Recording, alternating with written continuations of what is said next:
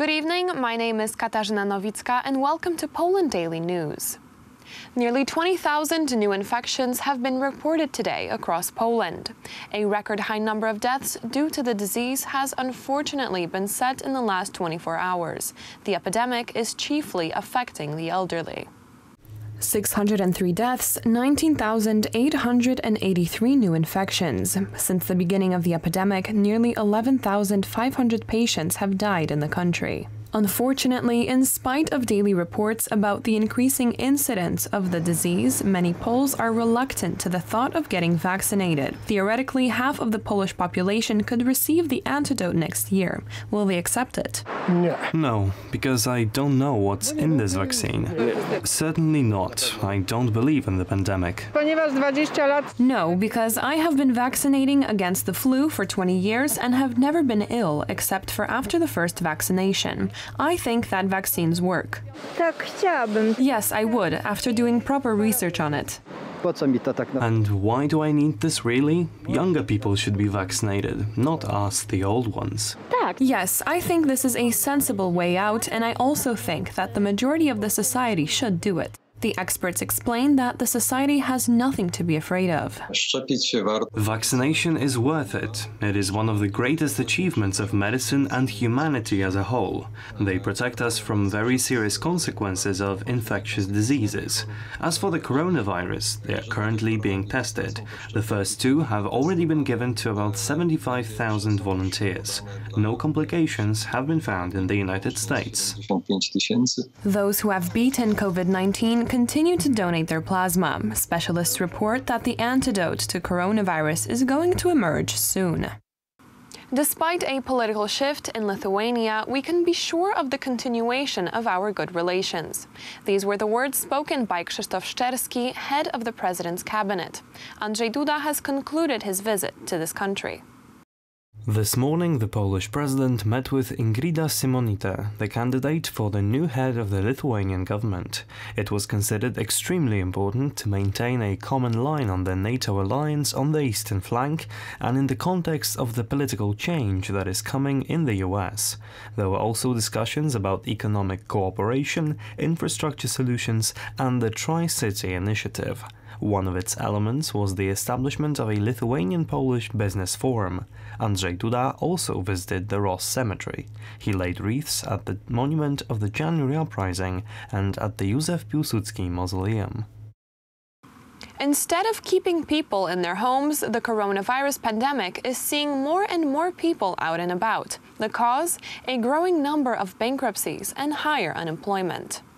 In some countries, the extending social and economic restrictions provoke revolt and lead to anti-government demonstrations. This is the situation in Berlin, where a crowd of several thousand people protest against further restrictions in the government district. The police used water cannons against the demonstrators to disperse the crowd. The situation is similar in Slovakia, where thousands of people protested in Bratislava against government COVID-19 restrictions. En-masse demonstrators accused the government of Prime Minister Igor Matovic of dictatorship and compared him to Adolf Hitler. The protests themselves symbolically took place on the day of a national holiday commemorating the end of the Velvet Revolution of 1989. I am not indifferent to the current situation in Slovakia and around the world. All governments are now creating these senseless security measures that have not helped anyone. They only mean that we have to stay at home, so I do not agree with this. As you can see, there are many people here who have a similar opinion on the subject. The government in Sweden, who up until recently have been reluctant to intervene, has also decided on imposing restrictions. However, the people of the country think that this is a step in the right direction on the way to combating the pathogen. We are still waiting to see what the effects of restrictions will be. It is a little too early to say whether the disease will spread or not. We know from local reports that people's behavior has changed. More people work from home, we see fewer passengers on public transportation, people shop less often.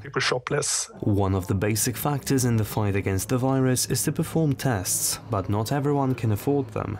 In Naples, the Solidarity Smear project was launched, which allows poorer inhabitants to test themselves for SARS-CoV-2. We invited everyone who wants to examine themselves to take part in our Pay for the Smear project.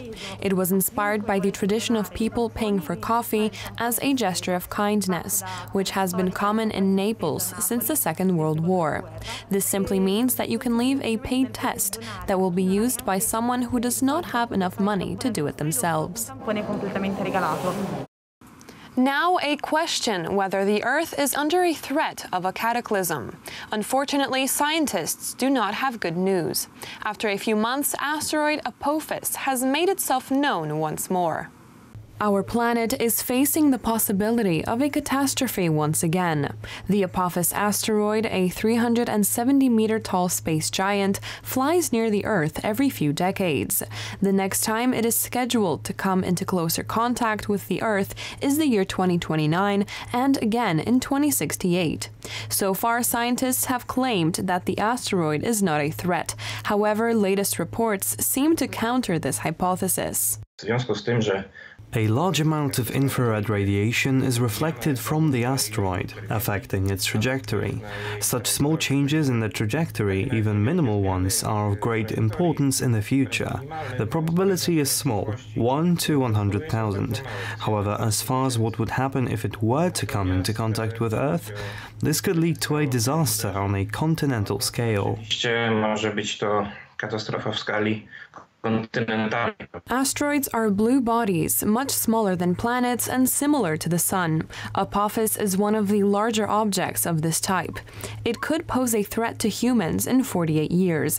Scientists are keeping an eye out at all times, closely examining every change in its flight path.